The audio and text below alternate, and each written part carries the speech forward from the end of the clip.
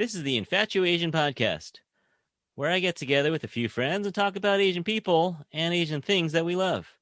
This is Curtis, and on today's episode, we'll be talking about the best-selling book, Crying in H-Mart.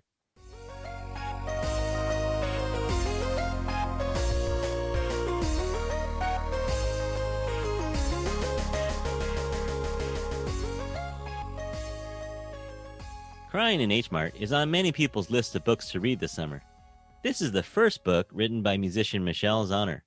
It details the loss of her Korean mother to cancer, as well as how her death has formed her identity as a biracial daughter, musician, and wife.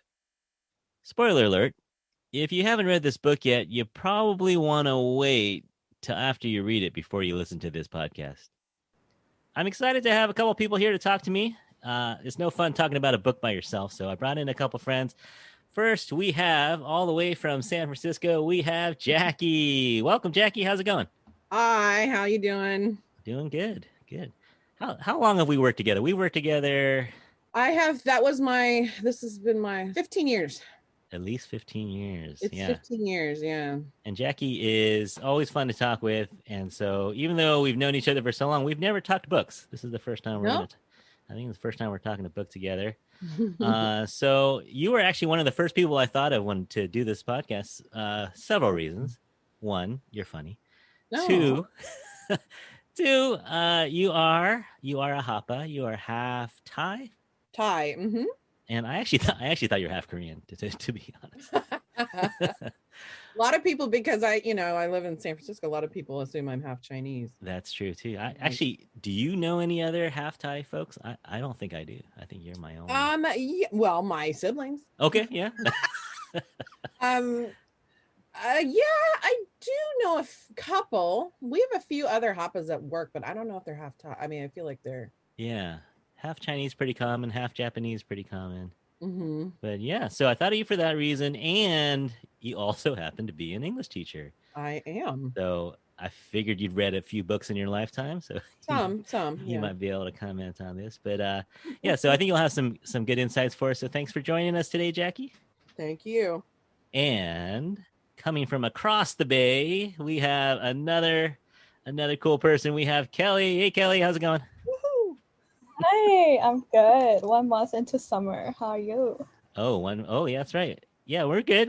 So you're finishing up. You're in college right now. So one reason I asked you to help us out is because you're closer to the author's age when she wrote this book. So I think you might have some Generation Z insights maybe for us today. Yes, for sure. And also you came to America a little later in your life, so you have that experience as well of coming to another country and living sort of in between worlds in a way. Yeah, definitely. So it's basically kind of the daughter and a mom tied together in a way, I guess. I don't know if you caught on, but I kind of trapped you by posting a post about this book on my Instagram. And I kind of wanted to see who would respond to it. And you were one of the people who responded like, oh, I want to read that book. Oh, I need to slide into your Insta, man. Yeah, we got to become friends on that level, Jackie. But yeah, so I posted a picture of the book. It's like, hey, I'm reading Crying in H-Mart. And Kelly foolishly responded and said, oh, I love it. I want to read that book too. So then I remember that. And when I was looking for people to talk to me about this book, I said, oh, Kelly wanted to read this book. So that'd be good. So you both got sucked into this, but I hope you enjoy it. We're going to have some fun, I think. I got a couple questions for you just so the audience can get to know us a little better. All right, here's one. We just did a whole episode on food, but I want to know, this book that we're talking about today is so much about food. Is there any Asian dish or food that brings you home in your mind? Like, is there any food that as soon as you eat it or taste it, it'll transport you back home? Heck yeah. My mama makes the best guatio, which is the Thai noodle soup. And there's, versions of it in all sorts of restaurants. But my mom's is the best. I tried one time I tried to get her to teach me how to make it.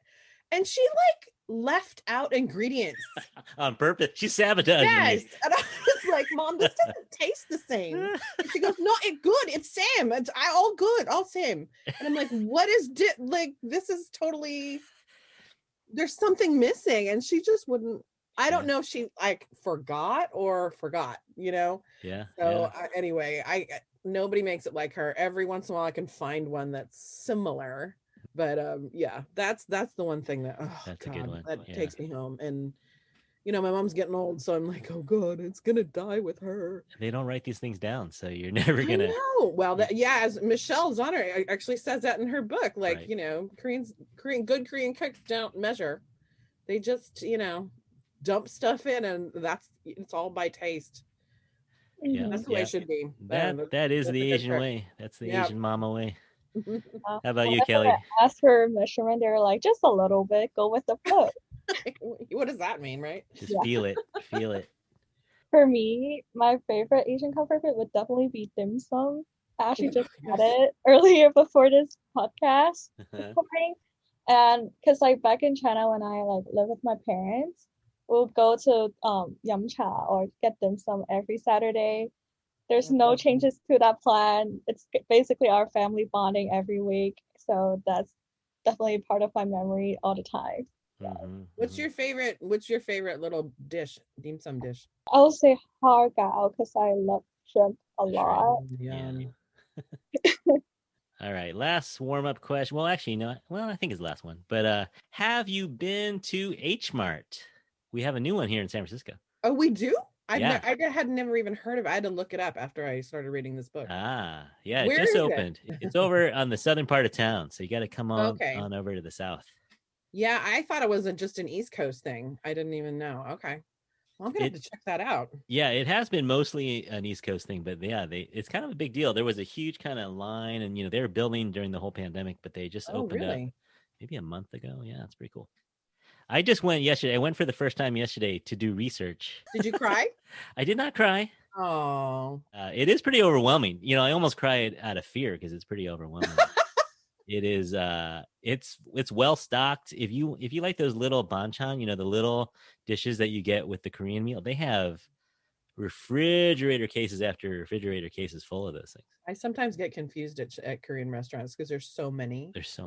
Yeah, I'm like, what do I put on what? I don't know. Okay. Well, see, now you can try them individually. You can buy one pack of each one and try them. Oh yeah, I was gonna say I've been to the one in San Diego when I was visiting my friend. It was huge, like bigger than Ranch 99, I think. And there's just so many aisles of snacks that I cannot stop taking. So it's a scary place. I'm gonna get so much snacks from there. Oh my gosh, maybe it is dangerous. Yeah, it is. It is a dangerous place. But yeah, let's get into this book a little bit.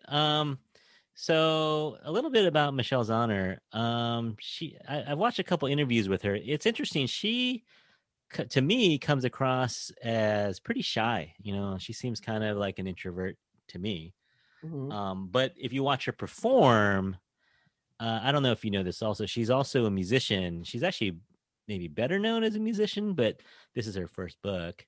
But when she performs on stage as part of her band Japanese Breakfast, she is very dynamic and very charismatic on stage. Like a character, like acting. Yeah, I would imagine. Beyonce talks about that all the time, about taking on, what is her character? Sasha Fierce. So maybe Michelle has, that similar feeling. I can imagine that. Yeah, because on stage, definitely a different persona. But in her interviews, she's kind of shy. I mean, she's not like painfully shy, but she's a little quiet.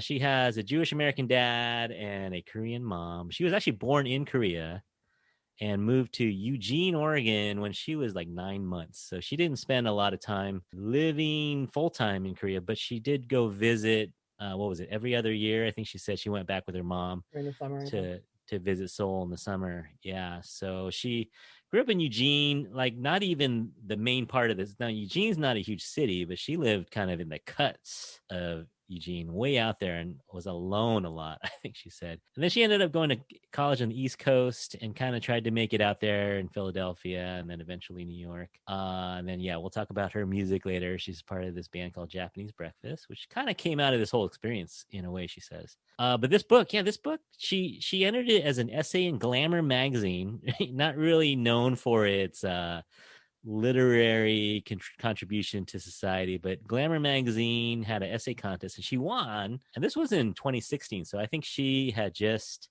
lost her mom a couple of years earlier. So she wrote this essay. I think it was the same title, Crying in H-Mart. And then it got picked up by the New Yorker. And once it hit the New Yorker, it went kind of viral. Hey, New Yorker. And once you get in the New Yorker, you're You're in. not hurting. Yeah. So she got picked up by the New Yorker, and then all these book offers came flying her way. And so the book just came out, what was it, April this year, 2021, and it blew up. It went, got all the way up to number 2 on the New York Times nonfiction list. George W. Bush beat her. George W. Bush was number 1 the week that she got to number 2. But so that's pretty good for a first-time author. I mean, not pretty good. That's amazing, right? We should all be so lucky to win an essay contest and get it on the New York Times bestseller list. But when did you hear about this book? Did you you both, I think, had heard of it before I mentioned it? Oh, okay. No, I hadn't at all. I'm too busy reading young adult books. I mean, sorry to get you out of your comfort zone. I need the romance. You know, this is like memoir. No, I hadn't heard of it until you mentioned it. Kelly, you had heard of it. Yeah. So I actually know like Japanese Breakfast before I know like Michelle, this name. And Japanese Breakfast was invited as guest to perform our like school Friday or something. Oh, cool. On Cal Day, she was like a performer and she also promoted her book. I checked out like her Instagram and all that. Yeah, it's all about her book. So I was like, interesting topics. I'll definitely look. So you saw her perform? Yeah, it's on Zoom for sure. But like, yeah, I know her as Japanese Breakfast before. I know she had. Okay.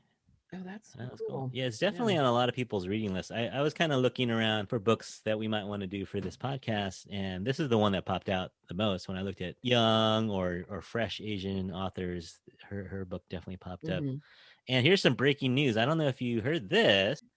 It just got picked up as a movie. Yeah, Orion Pictures. Yeah. Oh, that'll be fun. I could see it, right? Yeah. Yeah, I would definitely watch it. I could see some scenes. You know, they have to find an actress who can play a high schooler all the way to, adulthood. Well, for Asian people, that's not too hard. Some people look like they're teenagers in their 40s, but Asian don't raise them. Yeah, honey. I wish I could say that is 100% true. But yeah, so that'll be exciting. So that just got announced, I think, this week. So I just heard that. Awesome. Wow, that's amazing though. That's amazing that she just released this book so and fast. This is already happening. Yeah. Like they've already, I mean, yeah, that's crazy. Good for her. So that's exciting. So yeah, I'm excited to be a part of this. I feel like this might launch her even more famous, this podcast, right? This InfatuAsian. Yeah. Yeah. I mean, once you're on InfatuAsian, it'll be because of us for sure. All right, so let's get into this book. Were you surprised that first page or two she already explains the title to you? No, I was happy she did because I'm like, what's H-Mart? I've never heard of it. So no, I was glad she did, and I like the description of H-Mart entirely, and what Kelly was saying about how, and both of you actually were saying about how big it is and how overwhelming it is. She really conveys that well, I think, in the book. So I'm curious, like, does the one that you've been to have the food court thing up top? Oh yeah. Oh wow, the whole thing. Oh my gosh. All right. Well, I gotta go. Corn dog. Yeah. Nearby. And they got the fried chicken. They got the little stone pots. Yeah. Bring your wallet though. It's not super cheap. Okay. Yeah. So no, I was glad. And I mean, honestly, like my mom hasn't passed yet, but just even going into any Asian food store, because I don't cook Asian food. Actually, I don't really cook. But when I do go to an Asian store, I feel pretty damn nostalgic, and so I can see how, especially now since her mom has passed, like how that would be incredibly emotional. And I'm glad that she explains it in the beginning. Mm-hmm. And, even looking at the little dried fish makes you tear up. Mm-hmm. So I think that's pretty cool. Plus, it kind of braces you that this is coming. That her mom's going to pass away, so it kind of braces you. Like you're not going to be shocked when you see it happen, because it's pretty shocking how it just goes downhill so fast. Oh gosh, and it's so sad. But yeah, I think it starts off with crying. First two paragraphs, she's already crying.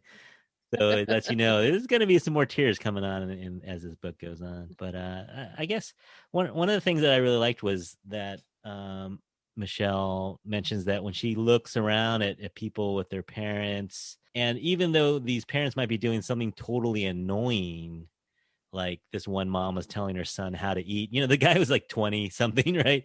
And this mom is telling her son, oh, this is how you eat this dish that he's probably had 100 times. And she would say, that was so annoying when my mom would do that to me.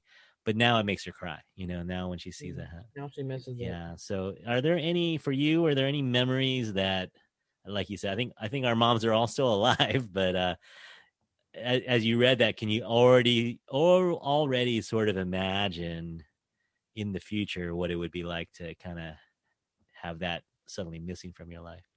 Well, I mean, I kind of said it. Yeah. I mean, it's already going there. The food thing though is really funny. My brother, who is quite a bit older than me, he's 15 years older than me, grew up mostly in Thailand. And he has one son. And I remember when his son was, actually, no, he still does it. My nephew is 33 and my brother is still doing this. Whenever we go out to eat any Asian food, he's like, eat it like this. Now put that in the soup. And then, okay, on your spoon, put one of these. Okay, now taste it like that. Well, it's too hot. Okay, be careful. And it's this constant controlling how do you eat something. And so it wasn't my mother that did it, but it was my brother, my very Asian brother, who and it's so freaking annoying, but it's really endearing, right? And I think that's what she was trying to also. My brother just wants you to have the best tasting experience, but he's doing it in such a commanding way. It's like, oh my gosh, chill out, man. Yeah, I know. Yeah. Now, Kelly, we haven't mentioned this, but you actually don't live with your mom anymore, and your mom is actually half the world away, right? She's still in China. So you've been here for 5-6 years without.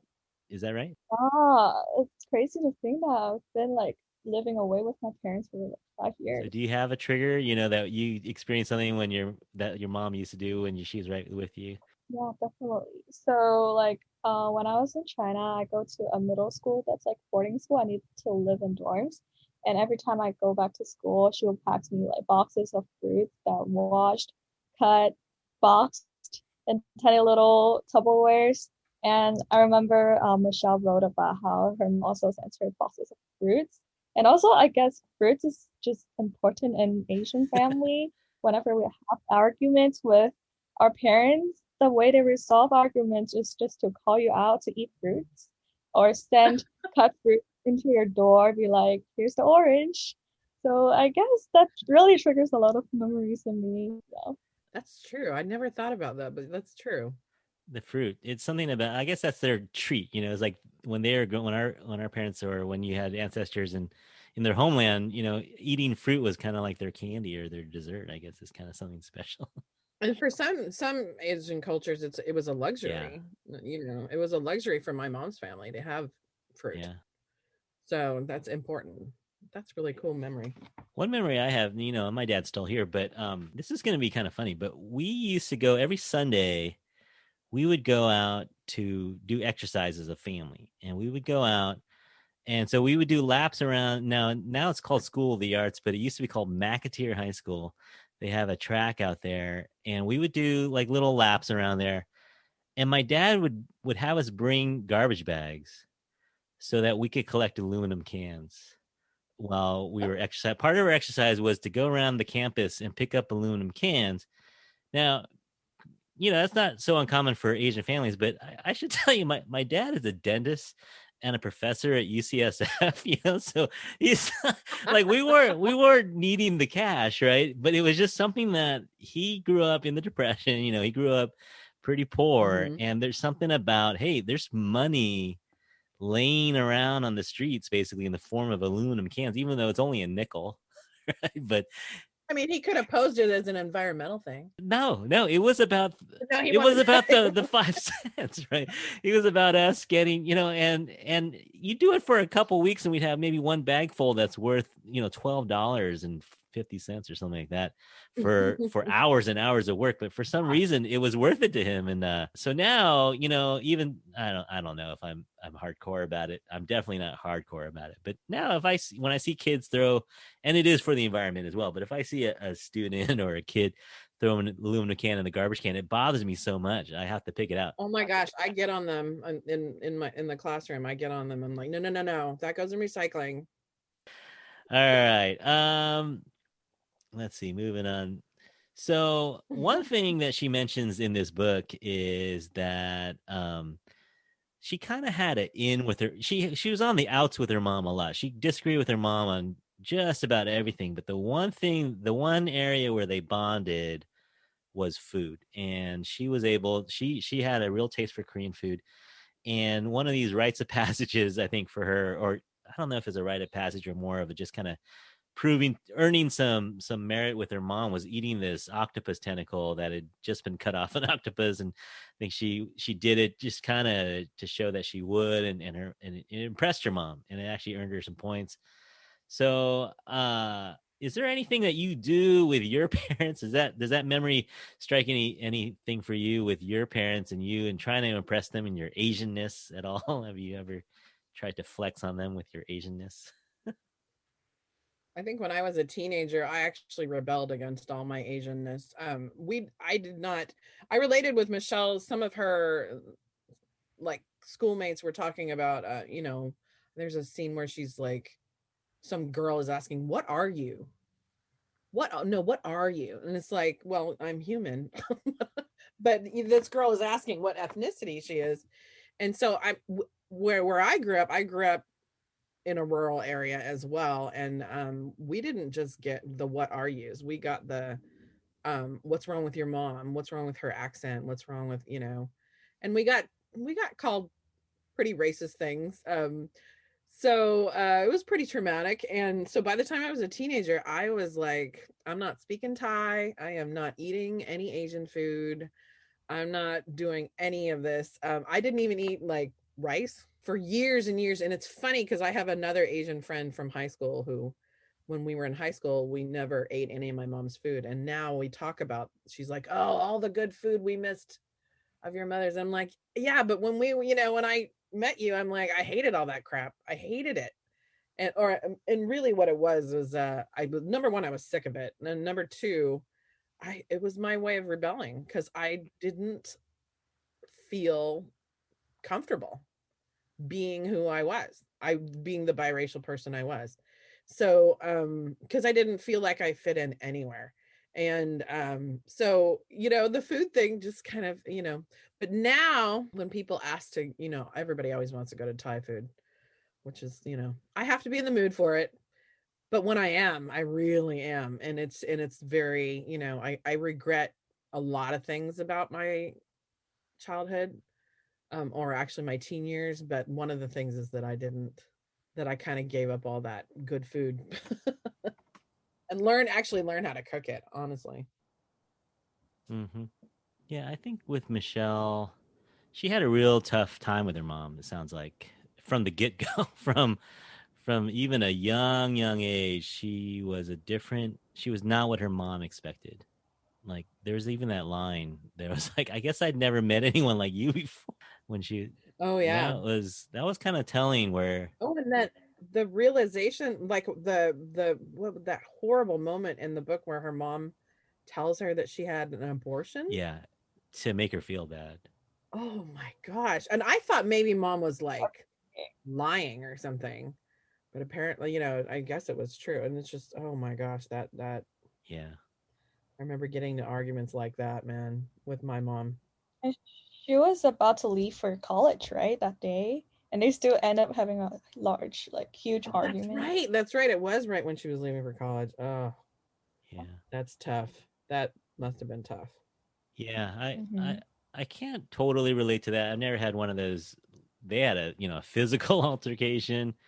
If you read the book, you'll see the scene where and her mom wasn't a huge woman, but her mom was trying to hold her down, and Michelle fought her way free and was going to call 911, and then her dad came in took the phone away from her, and then her mom told her dad to hit her. Mhm. And yeah, it was just ugly scene. But I could see it happening. But it's real. Yeah. I mean, it's so real. And I find it in these memoirs, I don't know how many memoirs you've read, but a lot of them, you come to the harsh reality that a lot of people don't show a public. I mean, there's a public side and there's a private side, and there's more dysfunction amongst all of us than we all realize. Everybody has a weird family, right? We've all got something funky going on in our homes that we don't talk about in public. And to air it publicly like this is really brave, I feel like. Yeah. So it's not pretty, but this happens a lot. I'm sure. Yeah. It's pretty cool that she put it in there. Yeah, and as a parent, I know I've lost it, and I would be embarrassed if there was a camera on me. When I've Right. messed up with my kids, or I've said something that you can't take back, and it's just tough. When you see this little person, and she wasn't little at the time, but you see this person that came from you, and you've known since a baby. And then, they might be talking back to you. And, my kids are still pretty little, but I can imagine what it would be like for one of my own children to talk back to me like that and just rebel. I could see how that would just trigger so many moments of rage in a mom. Oh yeah. Do you mind if I read a little excerpt? Yeah. There's a part, let's see, on page 17. Well, she writes about her mother. Hers was a tougher than tough love. It was brutal industrial strength, a sinewy love that never gave way to an inch of weakness. It was a love that saw what was best for you 10 steps ahead and didn't care if it hurt like hell in the meantime. When I got hurt, she felt it so deeply. It was as though it were her own affliction. She was guilty only of caring too much. I realize this now only in retrospect. No one in this world would ever love me as much as my mother, and she would never let me forget it. Stop crying. Save your tears for when your mother dies. Yeah. That excerpt really stood out to me because it's like, yeah, they're doing it all for good reasons. They believe. And, that whole realization of when I kind of realized my parents were human and like flawed, they all just meant well, right? Mm-hmm. Even when you're upset. And there's a reason why you get upset. And there's a reason why you yell at your kids, or whatever. And maybe it's not the right decision, but it's like they care that much, and she was able to realize that later in life. Yeah, those cliche lines that parents use sometimes, like, I didn't raise you to be like this, I didn't raise you you laugh at it when you're a kid, right? But when you're a parent, it starts coming out of your mouth, like you can totally imagine, like, wait, no, this is not how you are, this is not how you're supposed to act. And yeah, I read this book. I think I probably read this book different than Kelly did because, now that I'm a parent and I'm a different stage in the sense that I could see her mom's side a lot of the time. She's not the perfect mom by any means, but I could see her mom's side in a lot of this book, actually. Well, isn't that the point though, that they're both trying to figure it out? They're both like, even her dad, well, sometimes trying to figure out how to be, how to act, because nobody, there's no handbook for this crap, right? So you have to figure it out as you go. How about you, Kelly? You ever have any big clashes with your parents? Well, it's very rare that we have arguments, I guess, which is kind of unusual because I grew up seeing how my aunts, my uncles will have large and chaotic arguments with their kids. And I feel like for me, I'm more like, I guess we're just very peaceful for a bit, but there are definitely like awkward moments where like I don't know what to say or like how to talk to them. There's this phase I just felt like, oh, they don't understand what I'm talking about, and I don't understand what they're talking about.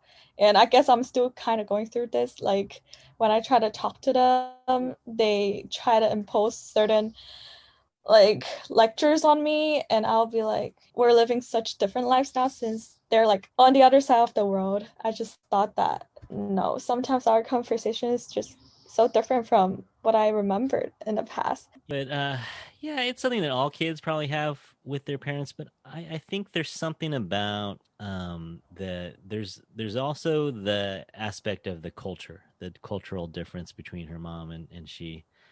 And I think she mentioned that she'd never felt 100% one or the other. And I think all of us can feel that way, living in this country. And then, Jackie being biracial, but I'm fifth generation, so I I don't have much in common with folks in China, honestly. If you plot me down in China, I wouldn't have a whole lot in common. So I don't belong in China per se, but there's times in America where, based on the way I look, people would think that one thing or another, right? But so I can agree with that, not being 100% American and not feeling 100% American, not feeling 100% Chinese. I felt totally displaced my whole life until I moved. It's funny, until I moved to San Francisco, because it's so much more diverse here than where I grew up. My mom never felt, she feels like at home now, but she still is such a foreigner where she is. And and people assume things about her. I went to the store with her to get a passport photo a couple months ago, and the woman, my mom has a pretty thick accent, but she speaks English fluently. Like, she's fine. She went up to the woman and asked her for a passport photo, but the woman kept talking to me, like you're the to interpreter. try and talk to my mother. And I don't speak Thai, so I would just say exactly what the woman said in English to my mother. But people just, yeah, you're right. People make assumptions about you based on how you look or how you sound or whatever. And but I mean, I am like Michelle. I immigrated when I was like 2, so I don't remember Asia at all. But Kelly, you came from a totally different circumstance. Did you want to come to the US? I'm curious. Okay, so it's a little complicated. My family actually immigrated when I was 9. They brought we'll come here every year just to have the residence, and then they will be like, oh, let's go back to China for school. I don't want you to come here for middle school so that you'll forget everything you learned in China. So okay. And when it's time to take the test for high school in China, they asked, do you want to come to the US for high school? I was like, for sure. And it was actually super intimidating for me. Everyone talks at 2 times speed. Oh yeah. It's so different. Even though I learned English in China, it was a whole phase of transitioning. But now that I would say I'm fluent now, I still have accent, and that's fine. And I kind of like how I'm actually bilingual at this point. Oh, you're so lucky that you are. Yeah. So lucky that you are. This is treasure that. That's one thing that I pooped all over when I was a kid. I was so ashamed of my mom's ethnicity that even though I can understand what she says to me, I can't speak it back. And it really, so treasure that. Do you speak Mandarin as well? I'm technically trilingual. I speak Cantonese, Mandarin. Oh, see, that's so awesome. Good for you. I know, I'm jealous. So jealous. Now, Kelly, if you go back to China, do you feel a little bit like an outsider there, or do you slide right back in? That's a really good question. If you asked me this question 3 years ago, I'll definitely say China is basically my home. But now, it's so different now. If people ask where you're from, I'll say San Francisco instead of China. Because I just felt I don't know. I think high school and college is such an important phase for me to develop my personal values and my personal interests and all that. And for me, I guess China is more like a piece of memories in my mind now. So I do feel sometimes when I talk to my Chinese friends from elementary school, I do feel like an outsider now. It's so different. Yeah. I mean, Michelle talks about that in her book too, how she felt out of place here. And we mentioned this, but the girl who was like, what are you? And then she goes to Korea and these ladies are like, you're not Korean. Yeah. She's like, well, no, I am. They look, and that scrutinizing look that she gets from the people in Korea that are like, you're not. They almost want to say, what are you? Just like the American girls. Yeah, no, she gets it from both sides. Mm-hmm. And I kind of get that too because, I grew up in the time when you wanted to assimilate, right? The goal was to not be noticed. The goal. So my mom grew up in Chinatown, so she speaks a little Chinese, but she never forced me to go to Chinese school or forced me to learn. And I think it came from the place, I don't know. I don't want to get political or anything, but, America's been at war with Asia since World War II, since Pearl Harbor, right? So ever since those times, Asians have been the enemy, from Korea to Vietnam to even the Middle East, right? Where and that's where that era where my parents grew up, where, you you don't want to treasure your Asian heritage. You want to fit in as much as possible, right? So I really regret not learning Chinese. I really regret not being able to speak. And when I went to China for the first time in my 20s, I'd never been to Asia before in my 20s, and I went there for the first time. I had never felt as much like an American as I did when, when you go to China and people they even looked at me and knew I didn't speak Chinese. Just looking at me, they knew I didn't speak Chinese. So it's kind of like, wow, how can you even tell just by looking at me? But somehow they just knew I was a foreigner. And yeah, it's kind of weird. I'm in my homeland, supposed homeland, right? But I'm such a foreigner, like complete foreigner. And it kind of shook me a little bit and made me realize, where is my home? Where do I actually fit in? Where do I belong? I think Michelle had the same issues. Yeah, I have another excerpt. Yeah, please. You mind? It's in chapter 3 where she says, I didn't have the tools then to question the beginnings of my complicated desire for whiteness. In Eugene, I was one of just a few mixed race kids at my school, and most people thought of me as Asian. I felt awkward and undesirable, and no one ever complimented my appearance. In Seoul, most Koreans assumed I was Caucasian until my mother stood beside me, and they could see the other half of her fused to me, and I made sense. Suddenly, my exotic look was something to be celebrated. So yeah, she just, like you said, she gets it from both sides. And she doesn't learn, she's kind of like me. She didn't learn enough Korean to really communicate well, but she definitely goes back to Korea. I've never been back to Thailand. I was born there, but I've never been back. And people ask me, oh, you should, they tell me you should go and all this stuff. I don't know. I think there's still this ingrained shame that was put on me when I was a kid for being different. So I think that's like some sort of weird psycho thing that's going on with me. I embrace it a little more. I kind of want to go, but the idea, why I want to go? I want to go like lay on a beach. Yeah, it'd be cool to go just because it's a cool place, right? It's a cool place to go. I mean, that's the only reason I'm like, I guess I could go find out where my family's from. I always wanted to go to Thailand. Okay, let's go, Kelly. You and me. We're in. Hey, what about me? I can't come along. I guess, Curtis, you can come too. They're so cheap and so good. But yeah, it is a cheap place to visit. And it's beautiful apparently, but it's hot as heck. Let's see. Did we talk about this already? We were talking about parents at all. I don't think when you read this book, you don't ever doubt that her mom loved her. Like you can sense the mom's love for her from everything she does, even though, like you said, Jackie, it's flawed in so many ways and just wrong in so many ways. But through it all, I think Michelle would agree that she sensed her mom's love at every step of the way. I wouldn't say every step of the way. She feels it later. Yeah, that's true. When it was happening, not so much. Right. No. I mean, most people don't feel that when you're being hit with if you're being punished or, you have a consequence of something. Nobody likes getting into trouble. But I feel like, later she's like, oh yeah. It's very American to tell your children that you love them, right? Yeah. I know a lot of Asian cultures don't do that. It's not, the I love yous don't go flowing. Mm-hmm. I guess for me, my parents' love language was definitely very different. For my mom, she's definitely not like stereotypical Asian mom or like tiger moms. She's like saying that I love you all the time, and it's just be like, you're so cheesy. Like in the public, she would say that out loud. I was like, no, mom, it's okay. Everybody can hear that.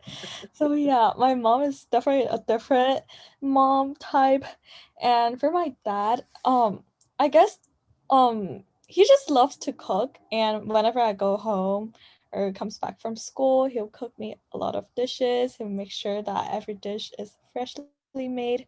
And I think from I was younger, I just kind of how they loved me, which is lucky to say, I guess. But yeah, and also I love that they have no like Asian expectations on me, be like, you have to be a doctor, lawyer, anything of that. They just be like, you can do whatever you enjoy as long as you're happy, we're happy. So yeah. Oh, that's awesome. No wonder you're so chill. Yeah, well, she's also a really good kid too. I don't think her parents have a lot to complain about. Yeah, that's But for me, yeah, my mom is a little touchy feely and will gush and things. But my dad has never said I love you. But I figured out later in life how my dad shows his love is that he'll talk about me to other people. Yeah. And yeah, and I never, he'll never say I love you or I'm proud of you, but someone that I haven't seen in a while will say, "Oh yeah, your dad said you're doing this," and I was like, "Oh, he did?" And it's just kind of, I guess it just surprised me that my dad, one, noticed what I was doing, and two, it would brag about it to his friends, and it kind of showed me that, yeah, that's kind of how he shows he's proud of me, is he talks about me. It's like, I had the same realization years ago with my aunt. My aunt's like, "Oh, your dad is so proud of you. He told us about when you did this, this, and this." I'm like, "What?" Like I had no idea that he. Okay, so yeah, similar. Asian dads share things in common, I guess. I guess so. Yeah. I have a quote. I want to read. It's from chapter 9. It's called "Where Are We Going?" There's a story. So let me read a quote from here. It's where Michelle is talking to her aunt and her Unmi, and her aunt says, "You're going on a journey and you have 5 animals," Unmi said. "A lion, a horse, a cow, a monkey, and a lamb." And then I'm going to skip a little bit. Unmi asks, "Which of these do you give up first?" So every stop of the way, you have to give up one of these animals. And Michelle says, definitely the lion," I said, "because it would eat the other animals." Unmi nodded in agreement. "And then what do you get rid of next?" Unmi asked, neatly skimming her spoon along the shave ice and sweet red bean, a thin thread of condensed milk trailing after it. I mulled over the question, envisioning myself on the kind of journey that would involve many modes of transportation. I imagined handling the large animals with difficulty, wrestling with them to cooperate as I boarded a steamer, a train, a ferry.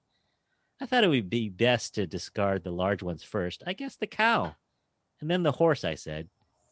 Deciding between the lamb and the monkey was the most difficult. Both animals were small and easy to manage. The lamb felt the most comforting. I imagined myself nestled in its wool for warmth, alone on a train speeding into the unknown dark. But then the monkey felt the most human, a companion to see me through it all. I'd keep the monkey, I decided. Interesting, she said. So each of the animals symbolizes your priorities in life. What you get rid of first is what you think is least important. What you keep last is your highest priority. The lion represents pride, what you got rid of first. That makes sense, I said. I was worried it'd eat the other animals, just like pride eats away at your priorities. Like you really can't love someone if you have too much pride, or work your way up to a good job if you feel everything beneath you. The cow represents wealth because you can milk it. The horse represents your career because you can ride it through. The lamb is love, and the monkey is your baby. Which one did you keep? I asked. I picked the horse. Did you tell my mom about the game? What did she pick? I asked, hoping we'd pick the same thing, that she'd pick me. Your mom picked the monkey, of course. Aw. And actually, I know this is one of Michelle's favorite quotes because I heard her read it in an interview. So I think that's one of the moments that she realized a little bit, for maybe not the first time, but she realized how much her mom really likes her.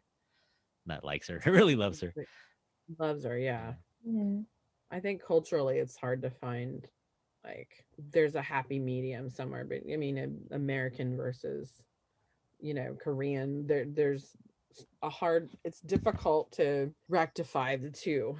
The problem for poor Michelle, though, is that she was like 25 when her mom died, right? Yeah. That's a hard lesson to learn So soon, as a young adult.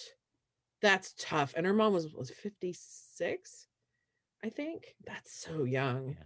And it's super heartbreaking. So it's amazing that, and her writing is so eloquent and interesting. And I know she has a lot of editors and stuff, but I mean, the way that she describes everything, it really puts you there. And that's a tough lesson. She had to tough it out. But it's, oh gosh, it was gut wrenching. Well, let's get into it. The main antagonist in this story is the disease, right? Cancer. Yeah, and the older you get, the more people you know who get it, and then it gets closer and closer, and then eventually, Yeah, so it hits pretty close to home for a lot of some people. It hits really early. Like we know some students who've lost parents to cancer in their teens, right? And so it's a rough disease. My wife was diagnosed with cancer in 2018. We're not Oh my expecting that God. at all. There are no signs of it at all.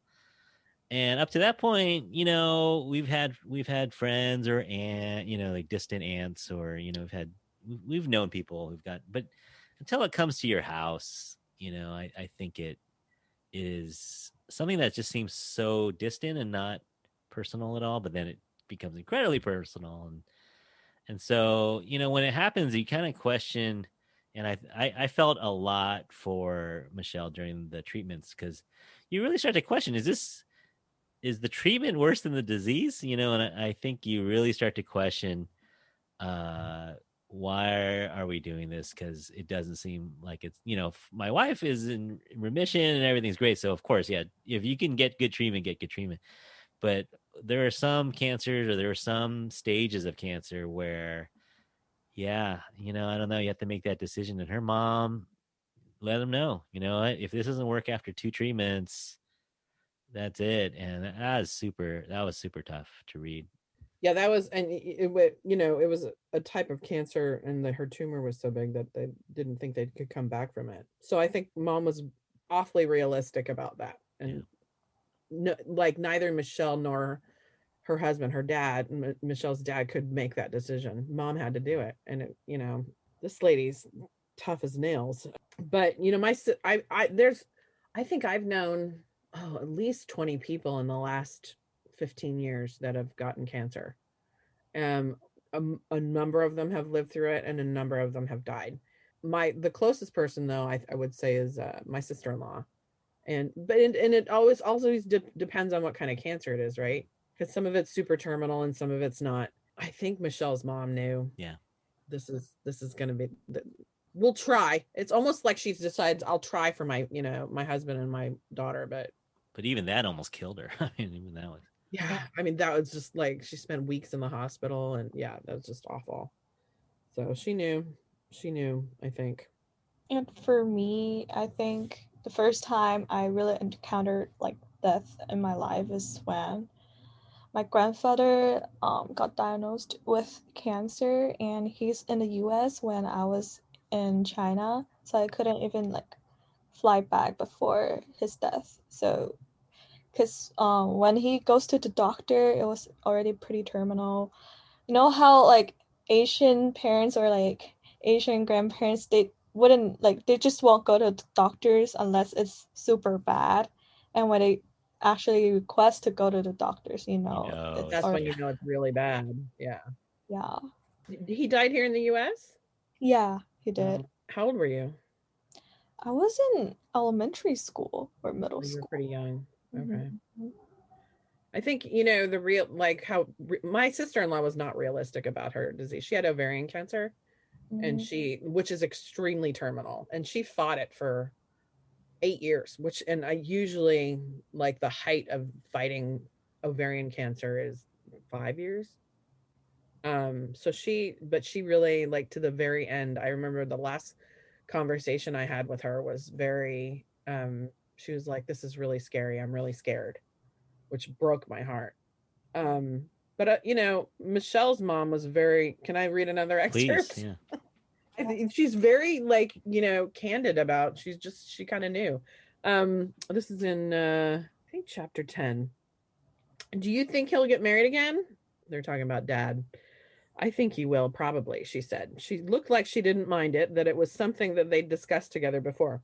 "He'll probably marry another Asian woman." I cringed, particularly distressed at the thought of it being another Asian woman. It was mortifying to imagine what people might think, that he could just replace her, that he had yellow fever. It cheapened their bond. It cheapened us. "I don't think I could stand it," I said. "I don't think I could accept it. It's disgusting." There was a dangerous and unspoken prospect looming, that without my mother to bond us, my father and I would drift apart. I was not essential to him in the way I knew I was to my mother, and I could see that in the aftermath there would be a struggle to coexist, that there was a good chance we would come unmoored, that our family would dissolve entirely. I waited for my mother to scold me, to assert that he was my father, my blood. that I was selfish and spoiled for thinking that way about the man who had provided for us. Instead, she rested her hand on my neck, resigned to the fact that she could not help what she knew was left unsaid. You'll do whatever you have to do.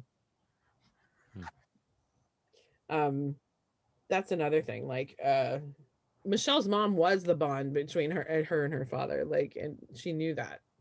And so that's scary too. Like, not only will you lose a parent, but you're, in a sense, she was losing two parents through one, you know? And her culture. Like, she was the one Yeah. link to Koreanness. But yeah, there was that quote that she said, when I lost my mom, she asked herself, am I even Korean anymore? That there's no one left to call and ask which brand of seaweed we used to buy. You know, like that was a tough realization when her mom was dying. It's like, man, I'm not just losing my mom, I'm losing my dad, and I could lose my dad, and I'm losing my link, you know, my link to my culture. Her mom passes away. She's grasping for straws a little bit, you know, and that's where this book came from, you know, and that's also where the music came from. I think she had been a musician before, but to no success, you know, to very little success, trying to do it and playing these dinky little, you know, places and stuff. And then I think she just locks herself in her room and starts writing some music, and it becomes Japanese Breakfast. And while her mom was dying. Yeah, so she's penning some of this stuff, and then her mom is dying, and then she passes away, and she just kind of poured herself into this, which is a little ironic, right? Because her mom didn't really support her musicianship or her dream of becoming a professional musician. So it's kind of, there's definitely some irony here that it turns out that Japanese Breakfast goes on, that album that she wrote as sort of a way of coping, blows up and actually becomes quite popular in the indie music scene. And have you guys heard any of her music? Only since I started reading this book, I started looking up some of it. Kelly, you said you heard it, right? Yeah, I've heard the most popular ones. Yeah. And if you listen to the music, it's not what, like, when I heard that this experience kind of led her to write this music, I was expecting somber, you know, kind of sad music, but it's not at all. It's the lyrics are touching, but the rhythms are very hypnotic and almost, they're bouncy. They're very bouncy and hypnotic, and there's kind of a karaoke feel to them, which we'll get to in a minute. But yeah, it's interesting. I've been listening to her for a week or two now, and you can't help but bob your head along with the music, and it's very catchy. But then you start to listen to the lyrics a little more carefully, and you realize this is pretty deep. You know, I think for a lot of people, this music first, and now this book really touched a nerve, because I think you're right. She's very honest. Well, I'm sure it's therapeutic for her. You know, one of the questions that we always have in as an English teacher, you know, why do people write? Number one, why do people write, and why do they? And I don't just mean literature. I mean, you know, music as well, lyrics, poetry, any of that. Why do they write, and why do they publish it? Because there's two different things, right? A lot of us write things, but it's another thing to like put it out in the world and want others to read it or to be part of it. I mean, why do musicians, you know, make their stuff public, you know? And I feel like number one of the main answers is to not feel alone, and another is therapy. So this is definitely, and she pretty much admits it, like this is extremely therapeutic for her. And not everything she was going through was super sad, right? And so I wonder if that just kind of lent itself to the lightness of some of the rhythm. And her third album just came out, and it's called Jubilee, and it is definitely different in tone. You know, she has a you know, horn instruments, and cool. Yeah, it's different. And so you can see she said she's turned kind of a corner a little bit on her grief, and yeah, so it's definitely different. I like that. You know, you were talking about kind of how she lost a link to her culture through when her mom died, but one of the things she turned to was YouTube. Yeah, which she's making. Yeah. Cool. The way she describes the lady that teaches you how to do the different degree. Yeah, I'm like, Okay, modern era. Yeah, and you were mentioning, we were talking about this earlier, how Asian moms don't write stuff down, right? They don't write these recipes down. And so these YouTubers are filling a void, for people to learn authentic cooking. That's the way I would have to do it. I mean, my brother taught me how to make fish cakes. My mom leaves out ingredients, so I can't force her. I think it is sabotage, but that's just because she's a cheeky little butthead. My mom's hilarious. She does stupid crap like that all the time, and I'm like, oh, Mama, I love you. That's where I get it from, the silly goofiness. But yeah, I'm gonna, if I decided to make some Thai food, I would have to look to YouTube. Yeah. For sure. I got one for you. Pailin's Kitchen. Check out that channel. Pailin's or Kitchen. Hot Thai Cooking. I might have seen that. Yeah, she's good. But she actually met Mangchi. Mangchi is the YouTuber, and she mentioned that, oh, you're my link to my culture, and Mangchi says all the time. She says, I got Korean kids who are adopted, into American families. Oh yeah. There's all these people who tell Mangchi, you're my auntie that I don't have, or you're my link to my mom who passed away, orphans, and all the time.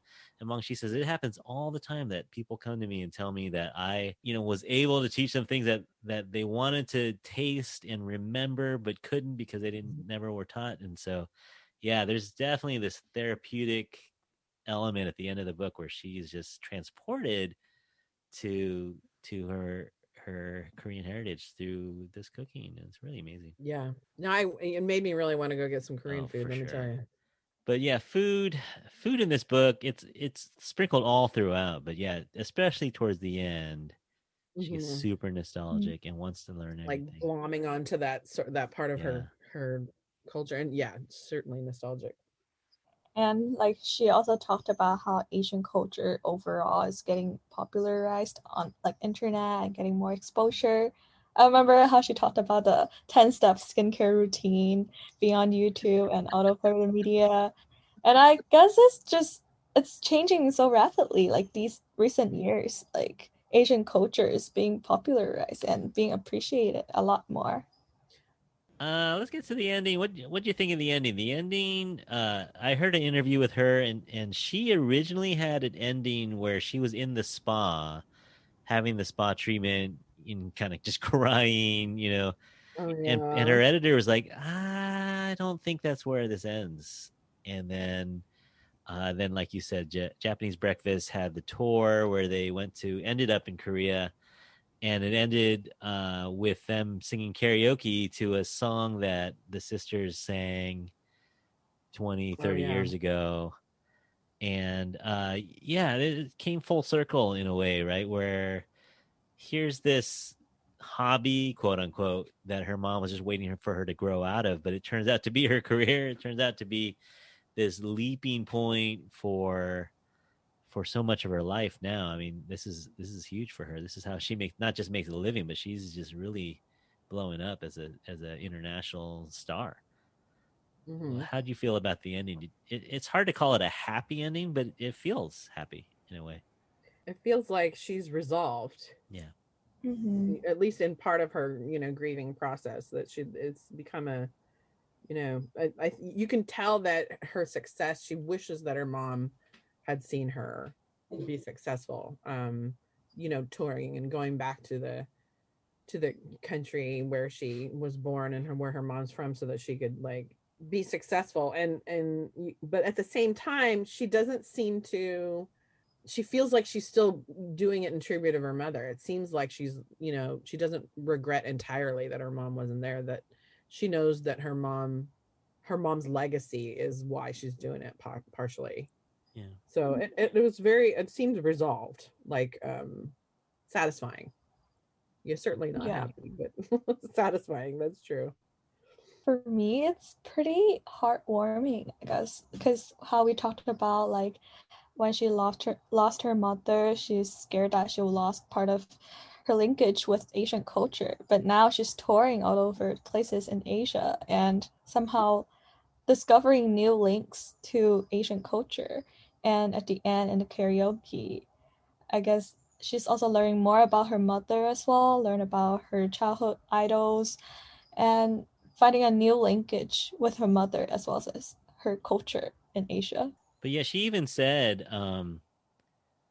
like, she's not a religious person, but she said something to the effect of, is my mom watching out for me, or did is this ordained in this way that her mom passed away and that led to the music and it led to this book and it led to, she said her life is so, not perfect isn't the right word, but the steps since her mom has died, everything's worked out so well for her.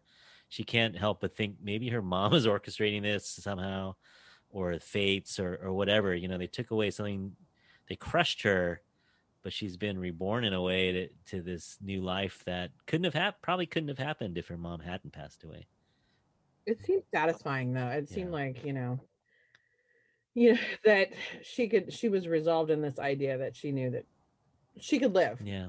She could live through this, I mean, I feel like, because every summer I like to search for books to read, and on my book list, I'll always look for something that's related to Asian American, because I want to have like a reading process that made me feel like, oh, I can relate to someone, and these kind of experiences, like what I'm experiencing is what someone else is experiencing as well. And I just like having this process of thinking about my culture, about how Asian I am, about like how I interact with my other friends, my other cultures. I think this book really helped me to like get into that process. And for me, this book is also like taking a sip of hot tea, get to think, get to taste the aftertaste. It was pretty soothing as well overall. I don't know if I would describe this book as a book that I liked, but it's definitely it's one of those books that I wanted to read, and when I read it I was like, but it's lingering with me. Like, it's one of these books that makes you think, and makes you feel, and makes you reflect on your own life. I feel like I don't think she meant for people to like. That's a weird word to use for this book. Right. Yeah. I feel like a lot of books are like that. I have plenty of times in my class where kids are like, I don't like this book. And I'm like, well, you know what? The author didn't mean for you to like it. And that kind of blows kids' minds sometimes. I don't think she meant for people to, this is not you're supposed to like it story. I feel like you're supposed to be able to relate to it though. And I in that way, I like it. There are a lot of things that I could relate to, and it's also helpful, I'm sure, for people who are, have lost parents and lost, loved ones, or and I'm sure it's also awesome for young musicians. Yeah. Can I do a plug? Yeah, absolutely. So hold on a second. Let me grab it. I know I'm not going to be on camera, but I can show you guys. My friend Tamiko Nimura, and Frank Abe, and Ross Ishigawa, and Matt Sasaki just published this book. It's called We Hereby Refuse. It's a graphic novel about the Japanese American internment during World War II. And I went to high school. This is one of my best friends, Tamiko. She's right there. I'm very proud of her. This was just published. So one of the things as a teacher I'm always trying to do is find books that are that kids can relate to in some way or another. And, it's kind of difficult sometimes, for sure. So it's 4 stories of different people who were interned during World War II in our Japanese American concentration camps. So no, sounds great. Yet another. Kelly, you got anything you want to recommend for people to read? Oh, yeah. So I've read this book called Pachinko by Minjin Lee. That was another one I thought about doing. Did you like it? I liked it. Well, the same thing. I wouldn't say I liked it, but it's like a really heavy story with generations of Korean living in Japan. It was quite, I don't know, the whole process of reading this book was kind of difficult for me. There's a lot going on, the chaos, the heartbreaking moments, But overall, I think reading this book is really satisfying. Like I got to know a piece of history. Yeah, I'm looking to get Kevin Kwan's newish book, Sex and Vanity. I enjoy the Crazy Rich Asian series. Yeah, again, it's not high literature or anything, but his newish one, Sex and Vanity, sounds good. I don't know. I'll give it a try. And then another one that's gotten some buzz, and this isn't about an Asian topic, but it's an Asian author, is Kazuo Ishiguro wrote Clara and the Sun, which is hitting a lot of people's lists of books that you should read. So I always try to grab a book during summer, book or two during the summer, try to get those out. Well, I do want to end on a high note. Since we are just starting off as a podcast, I'd love to hear who's out there listening. So please email us. I'll give our email address in a minute. But to sweeten the pot, to entice you listeners out there to email me, I will choose. If you email me anytime between now and the next podcast, I will choose one lucky winner to get my copy of Crying in H-Mart. I will send it to you. Now, chances are it's like my mom and my sister listening, so I'll just hand them the book. But I will mail you the book unless you want to meet in San Francisco. But if you're anywhere else besides San Francisco, I will mail you my copy. I might even throw in a pack of ramen or some Korean snacks. All right. Well, that does it for episode number 3. Thank you to my host, Jackie. Thanks, Jackie, for coming by. Hey, thank you for having me. Appreciate it. And of course, thank you to we call the youngest member of any Korean band is called the maknae. So our maknae for this podcast is Kelly. Thanks for being our maknae today, Kelly. Thank you for having me. Yeah, it was fun. It's good seeing you again. I haven't seen you for a while. I know. And please let us know your thoughts. If you want to enter the raffle for the copy of Crying in H-Mart, please email me at InfatuAsianPodcast@gmail.com. And please follow us at Instagram and Facebook at InfatuAsianPodcast.